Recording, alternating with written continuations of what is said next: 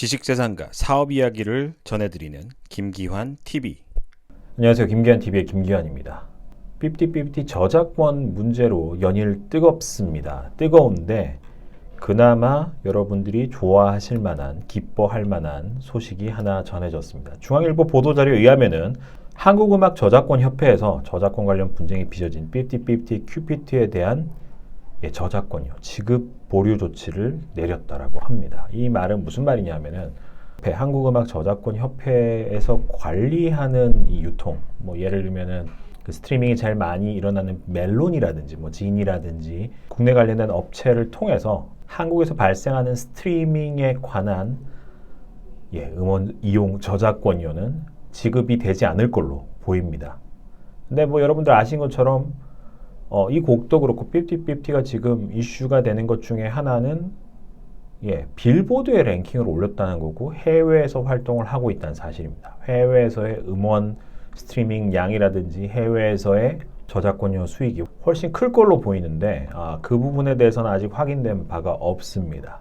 한국음악저작권협회는 일단 어쨌든 10살 내부 규정에 따라서 큐피트 저작권료 지급 보류 결정 조치를 내렸다. 이건 굉장히 좋은 뉴스고요. 하지만 해외에서 스트리밍, 해외에서 유통되는 이 곡에 대한 저작권료에 대한 배분은 어떻게 될지 아직 정해진 게 없고 그리고 이제 이 소식을 전해드리면서 제가 여러분들에게 좀 알려드리고 싶은 것 중에 하나가 그 한국저작권협회라든지 한국음원협회라든지 이런 곳에 이제 곡을 등록한다. 내 곡입니다. 저작권을 신청을 하면은 거기서 땅땅땅 너한테 저작권이 있어요. 판결을 해주면 그 사람의 저작권이 된다라고 잘못 알고 계세요. 저작권은 어딘가에 등록 조치를 취하는 거는 그 권리를 나중에 법정 분쟁이 발생했을 때 주장하겠다라는 취지에서 등록을 하는 거지 진짜 저작권이 있다 없다 여부는 무조건 법원 판결, 법정 소송을 통해서만 가릴 수가 있습니다. 이제 상식적으로 좀 많은 분들이 잘못 알고 있어서 이 부분을 좀 알려드리고자 이 얘기를 말씀드리고 이 부분에 대해서는 변리사라든지 저작권 협회에 물어보셔도 똑같은 얘기를 들으실 겁니다. 그러니까 저작권 협회에다가 여러분이 어떤 곡을 만드셨고 어떤 디자인을 만들어서 저작권 등록을 하더라도 저작권 권리가 절대적으로 생기는 아닌 거. 절대적으로 저작권 권리가 생기는 게 아니에요. 특허청에 특허 출원해서 판결받아서 특허 권리 등록하는 거랑 개념이 틀립니다. 저작권은.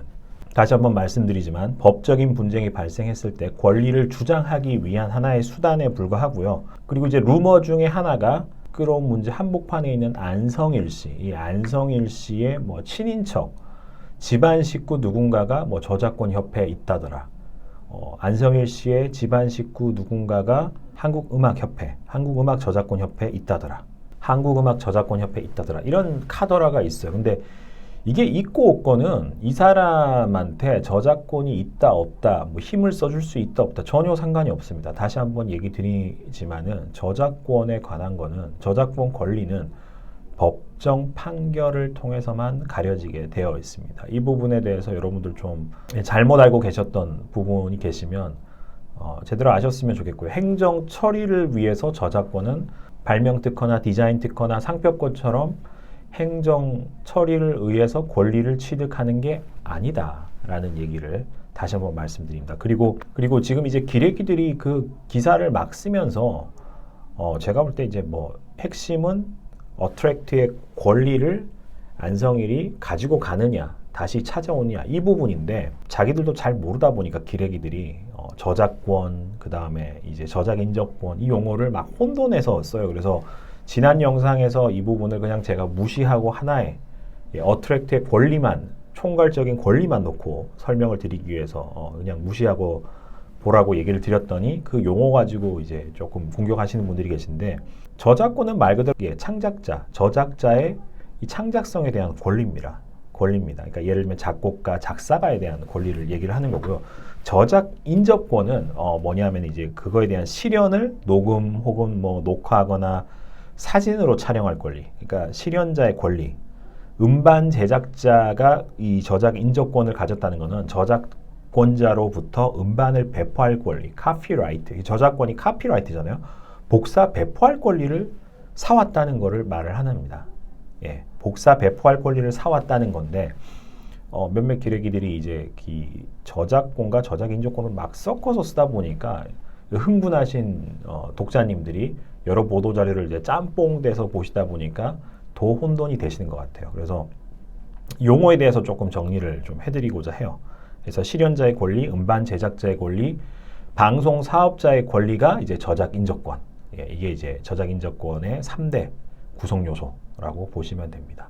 그러니까 원 저작자, 곡 만든 사람은 여기 있고 이 사람으로부터 저작 인정권을 사와서 내가 이거 가지고 사업할 권리, 배포할 권리, 카피라이트, 예, 카피라이트, 복사 배포할 권리 쉽게 생각하시면 예, 이렇게 이해를 하시면 될 것 같아요. 그래서 어쨌든 안성일 씨의 뭐 집안 식구가 뭐 어디 누가 있다 카더라는 신경 안 쓰셔도 될 것 같고요. 그리고 한국음악저작권협회에서는 일단 저작권료, 큐피티 곡에 대한 저작권료 지급 보류를 했다라고 하니 뭐 큰 금액은 아닐 거예요. 국내에서 뭐 이 곡이 그렇게 뭐 잘 나갔던 곡이 아니기 때문에 그나마 다행인 것 같은데 어쨌든 해외에서 어떻게 해외에서 이 스트리밍이라든지 해외에서 발생한 음악에 대한 이 저작권료, 저작 인정권, 실현권 이게 이제 수익 배부가 어떻게 될지는 조금 더 두고 보고 법적인 조치가 진행되는 상황을 보고 업데이트를 해드려야 될 것 같습니다.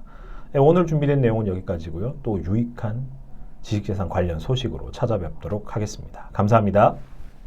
지식재산과 사업 이야기를 전해드리는 김기환 TV.